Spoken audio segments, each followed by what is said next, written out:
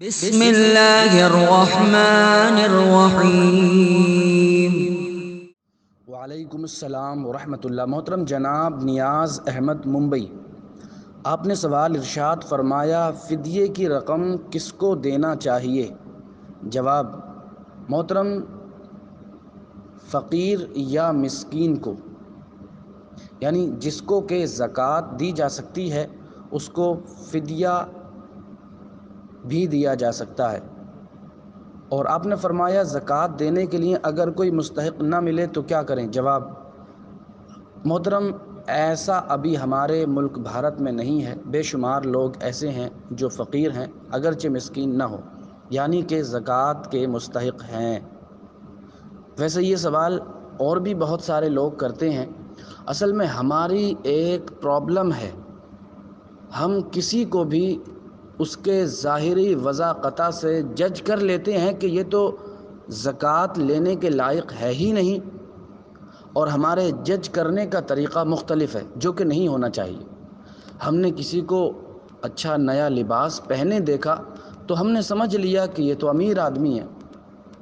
ہو سکتا ہے اس نے سال بھر کمایا ہو اور اپنی ضروریات سے کچھ رقم بچا لی ہو اور 500 روپیے کا کوئی کرتا خرید کر کے پہن لیا ہو، ممکن ہے بہت، تو کیا وہ شخص زکوٰۃ کا مستحق نہیں رہا؟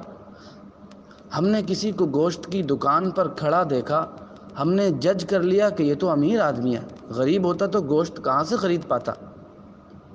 تو یہ ہمارے جج کرنے کا طریقہ غیر مناسب ہے، اس سے ہمیں بچنا چاہیے۔ ہمیں دیکھنا چاہیے کہ یہ انسان کماتا کتنا ہے، اس کے پیچھے اہل و عیال کتنے ہیں، اس کا ضروری خرچ کتنا ہے، اس کو یہ کیسے پورا کر پاتا ہے۔ تو یہ ہمارے جج کرنے کا طریقہ غیر مناسب ہے۔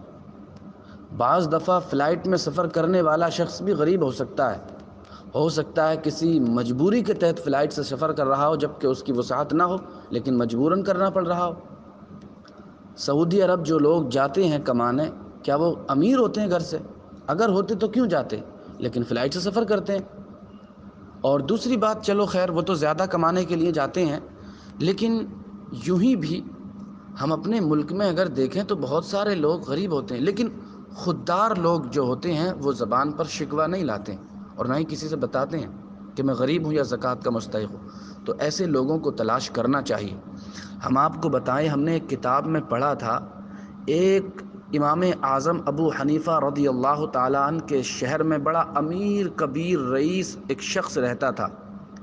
اچانک آفت آئی، سب مال و اسباب لٹ گیا اور غریبی کے آخری دہانے پر کھڑا ہو گیا۔ سخت خرچوں کی ضرورت پیش آئی تو بیوی نے مشورہ دیا، امام اعظم کی مجلس میں جاؤ، وہ بڑا صدقہ و خیرات کرتے ہیں، اتنا دیں گے کہ ہماری غربت دور ہو جائے گی۔ پہلے تو وہ نہیں جانا چاہتا تھا چونکہ خوددار تھا، دل نے اجازت نہ دی، پھر چلا گیا۔ آپ کی مجلس میں بیٹھا، درس سنا، اور جب درس ختم ہوا لوگ جانے لگے تو وہ بھی واپس آ گیا۔ اس کی ہمت ہی نہیں ہوئی کہ اپنی شکایت کرے اور اپنے حال کے بارے میں کچھ امام اعظم کو بتائے، کیونکہ اس کی خودداری نے اجازت نہیں دی۔ لیکن امام اعظم ہیں، امام اعظم تو امام اعظم ہے، مجھے بڑی محبت ہے حضرت سے۔ تو خیر، آپ کو اللہ تعالیٰ نے جو فراست عطا فرمائی آپ سمجھ گئے، اور آپ نے اس سے کہا نہیں پھر کہ سنو ادھر آؤ، تم کس حاجت کے لیے آئے تھے، وہ لیتے جاؤ، کچھ نہیں۔ وہ گھر واپس چلا گیا۔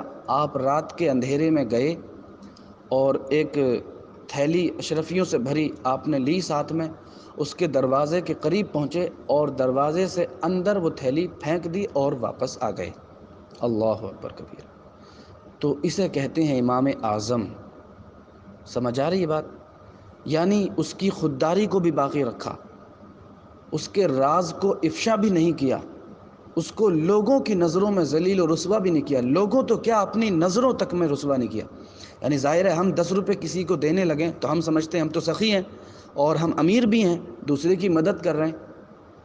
امام اعظم نے یہ تک گوارا نہیں کیا، اللہ، کہ لوگوں کی نظروں میں تو رسوا کیا، اپنی نظروں میں۔ ظاہر ہے جب ہم کسی کو آج 100 روپیے دے دیں تو کل وہ نظریں جھکا کے ہم سے ملے گا، اور جب ہم چھپ کر کے دیں تو وہ ہمارے سامنے نظریں اٹھا کر کے ملے گا، کیونکہ اسے احساس ہی نہیں کہ اس نے دی ہمیں۔ اور آج بھی ایسے لوگ موجود ہیں، الحمدللہ ایسے لوگ آج بھی موجود ہیں۔